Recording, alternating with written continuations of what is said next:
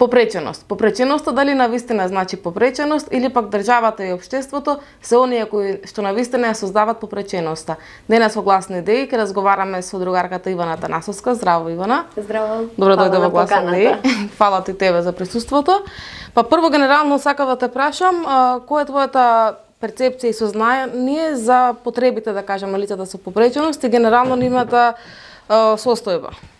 Па добро, лицата со попреченост можат да се стават и во една друга категорија што можеби и подобро звучи, лица со посебни потреби. Односно тоа значи дека имаат некакви поразлични потреби од другите, да не биде така погруб збор попреченост, бидејќи кај некој е функционална попреченост, а кај некој е физичка попреченост, сепак станува збор за лица кои имаат одредена потреба, поинаква од здравите луѓе. Генералната слика мислам дека е навистина лоша за сите категории во кои спаѓаат и лицата со ретки болести. Во капитализмот нормално не се води по максимата секој со своите можности, секому според потребите, и мислам дека од тука и доаѓа најголемиот проблем. Солидарноста и инклузијата за која зборуваат политичарите, за која зборуваат оние кои можат да ги направат промените, се само декларативни, не се реални, не можат во капиталистичкото општество реално да се постават и да направат навистина промена за овие лица, за да можат работите да се движат на подобро во секој поглед. Да. И сега капитализмот добива во некои, да кажам, по современи или поразвиени земји и тој хуман лик, нели? Каде што капитализмот сака да стане хуман. Каква е состојбата кај нас со тоа? Дали има таков тренд, да речам? Па добро, има некој одреден тренд кај што се прават одредени напори, преку трки, преку некакви настани да се промовира, да се сензибилизира јавноста за одредени проблеми, дали за цистична фиброза, дали за одредена друга ретка болест, дали за луѓето кои не се во можност да одат користат колички. Меѓутоа, како што кажав, станува збор само за настани кои се одвиваат еднаш или два пати годишно, се одбележуваат со коктели, со одредена дебата и сепак останува само на разговор. Реалните проблеми не се решаваат и покрај тоа што луѓето кои се директно инволвирани, кои се вклучени во дадени проблеми, навистина укажувале што би можело да се промени, кои се потребите на тие лица, и работите не се придвижили или се придвижиле само малку. А зошто мислиш дека е тоа така? Зошто малку се придвижиле или зошто државата нема интерес, пример, да ги уреди овие состојби? Искрено мислам дека нема интерес затоа што станува збор за мало гласачко тело. Навистина така мислам. Од друга страна, она што го кажувам дека малку се придвижиле, тоа е колку да се каже дека се работи на некаков случај, дека се во тек работите, па создаваат одредени групи за координација, координативни тела, диалози кои понатаму ќе ги придвижат работите, нели? И сето тоа е, мислам, само за да се изгуби поголем период од времето. Нормално, ако сериозно се земе системски да се сработат одредени проблеми кои ги имаат овие лица, пациенти, мислам дека како ќе се решаваат проблемите, нормално ќе дојде ред за друг проблем да се реши и мислам дека можеби не оди во прилог тоа решавање на проблемите, туку само да се акумулираете. Да, добро кажа, тоа сигурно е една од битните причини што е мало гласачко тело, бидејќи така функционираат кај нас нештата. Сега околу спомна капитализмот, нели, овие лица со посебни потреби или со ретки болести, колку може да се вработуваат во нашата држава? Многу е вработливи, дали се, бидејќи има луѓе што реално можат, нели, да работат, плюс има и некои мерки од државата за ослободување од придонеси и така натаму. Голем дел од луѓето можат реално да се вработат, но дали се сака да бидат вработени? дали државата сака да ги вработи, тоа е една друга, мислам, приказна. Имаше одредени субвенции, точно. Меѓутоа, се повеќе се слушаше дека кога државата одреден работодавец го ослободува од тие придонеси, тогаш оној кој е лице со одредена попреченост и се вработи во таа приватна компанија, договорот со газдите да ги враќа потоа парите што му се исплатени. Тоа навистина не е човечки. Во целост да ги враќа. Не знам дали во целост, но имав слушнато за такви приказни дека постојат. Исто така, реално приватниот сектор и бизнис логиката за жал се косат со потребите на пациентите за нивните отсуства. Нормално, тие сакаат поголеми приходи, со многу вложување, а лицата кои имаат одредени пречки, посебни потреби, имаат често потреба за хоспитализации, за скратено работно време, одмор поголем, и мислам дека во најголем дел тоа се најголемите пречки со кои се соочуваат овие лица. Значи не можат да ги експлоатираат доволно и затоа не ги вработуваат. Да, дефинитивно не можат да бидат доволно експлоатирани за да служат на каузата на капиталот, на профитот, да. Добро, државата, дали државните институции, пример, вработуваат лица со посебни потреби? Каков е ставот, мислам? Од она што јас на своја кожа го имам почувствувано како лице со посебни потреби, не сум успеала досега и покрај високо образование што имам, сум учела дополнително знаковен јазик, други надоградби. Меѓутоа, она што може да видиме е дека се случува стварно лица со одредени состојби вакви да бидат вработени, но станува збор сепак за некоја мала група на луѓе кои, да речам, може би биле на некој начин подкрепени од поединци, па на тој начин успеале да си го најдат своето вработување, можноста за да си стекнат една економска самостојност. Јас сум исто така член на Асоциација за цистична фиброза и од тука забележувам дека голем дел од пациентите со кои делим иста судбина имаат проблем при вработувањето. Единствено, оние кои немаат проблем се оние кои се во подобра здравствена состојба, кај кои толку не се забележува проблемот и физички и функционално, значи немаат некоја тешка клиничка слика. Од тука се повработливи, да речам, немаат толку потреба за отсуства и такви работи. И оние кои ја кријаат состојбата, дефинитивно. Сега тука може би има како феномен, јас го гледам зошто таа работа да се крие, бидејќи кај нас одредена болест се смета дека е срамота да ја имаш и затоа голем дел од пациентите ја кријат. Ама од друга страна, ако ги увидиме реалниве работи, дека има стигматизација, има проблеми со вработување, со самостојување, кај одредени лица кои имаат и физички недостатоци, има и смевање, булинг, нели? Да. Така да тие се сигурно тешки работи за одреден човек да се носи, а камоли па човек кој дополнително на својот грб носи товар од некаква здравствена состојба. Да, модро целото општество е такво изградено на тие основи. Да, мора за сами луѓето, пациентите да се прифатат дека се важни во општественото живење, дека можат да допринесуваат, мора да бидат и прифатени истовремено во општеството. Взаемен процес е. Да. Нели? Не може едното од другото да се оддели. Како што треба пациентите да станат свесни, нели, за нивната битност со општеството, и другата страна треба да ги прифати како битничните на општеството, како што истовремено тоа некако да се одвива. Да, и не може тоа, значи да се случи без како да кажам, соработка меѓу сите ентитети во општеството, значи и државата и самите луѓе Јасно. индивидуално и организации И институции, да. Државата мора да им Да го биде во иницира- закрила на овие луѓе, за да можат внатрешно да се ослободат, да се почувствуваат сакани, да се почувствуваат вредни и нормално на крај да допринесуваат за истото општество, да бидат битни чинители и еднакви на другите. Сега кога сме кај државата веќе, за жал државата ги нема овие атрибути кои ги спомнавме.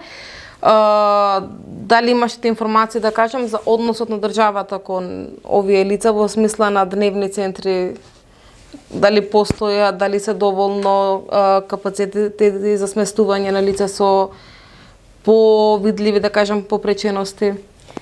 Капацитети за одредени состојби има, дали се доволно, не се доволно, затоа што се сконцентрирани најчесто во Скопје. Имаме луѓе со посебни потреби, со ретки болести од сите градови, од села, така да мора да се работи на тој план. Од друга страна, мислам дека е многу тешко, посебно за родителите кои имаат вакви деца, затоа што од денешна перспектива како се третирани овие лица и каков ќе им биде животот понатаму со оглед на тоа дека имаат потешкоти и при вработување и во однос на центри.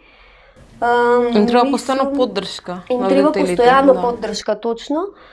Мислам дека е многу страшно за еден родител да не сака да умри пред своето дете. Зашто го велам ова? Ова е нешто слично како што е постаро јајцето или кокошката. Замислете, никој родител не сака да тргнеме од тоа. Никој родител не сака да го надживее своето дете. Тоа е нешто апсолутно.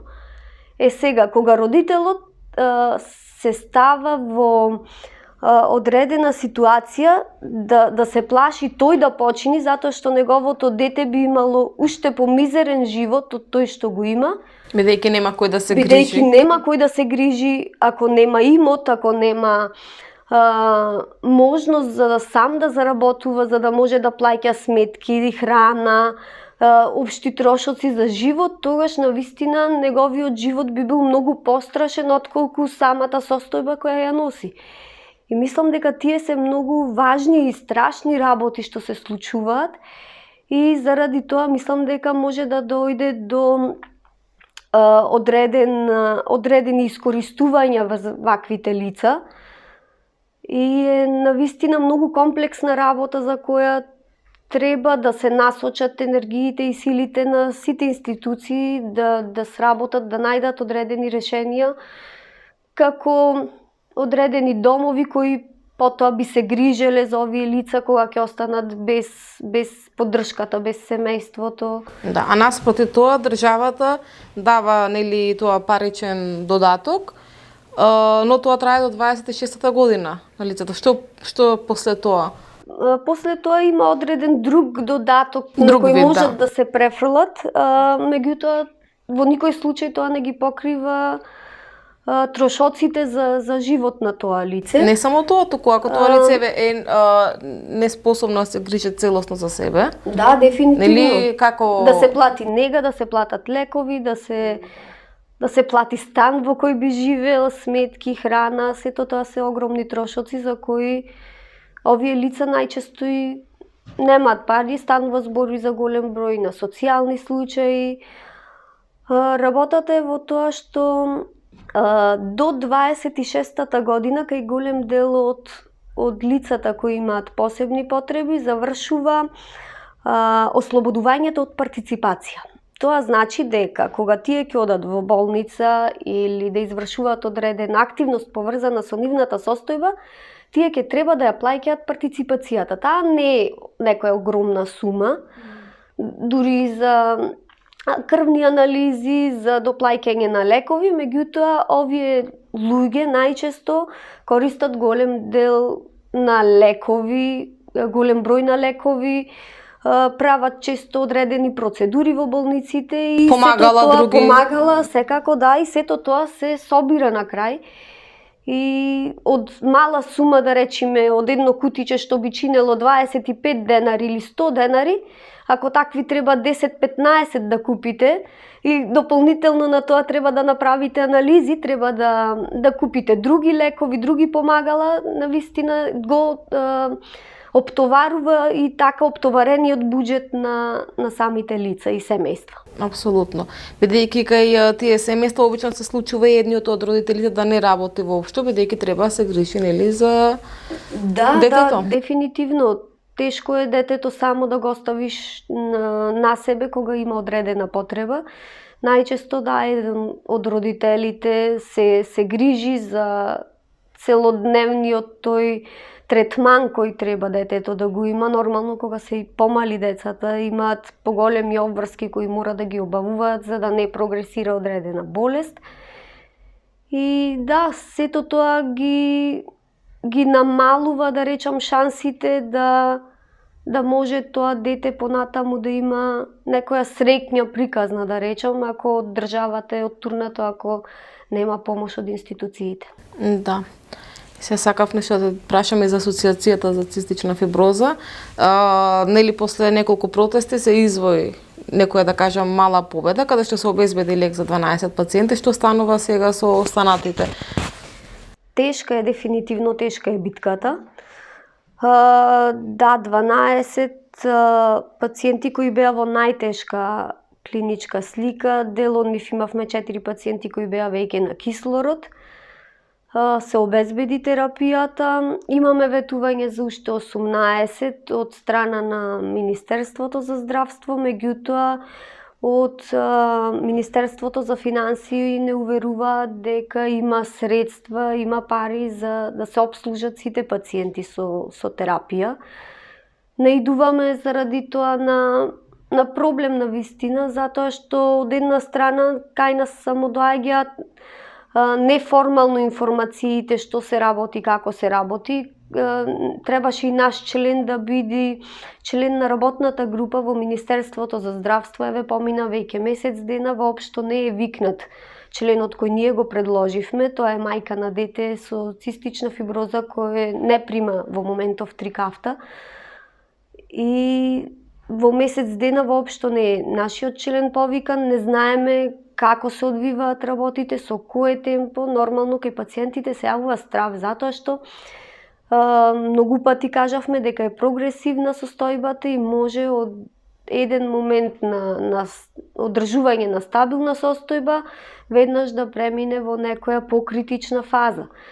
И имаме и возрастни пациенти, голем дел, да речам скоро 50% веќе ни се возрастни, имаме 50 на пациенти кои се возрастни и кај нив нормално и прогресијата си оди побрзо.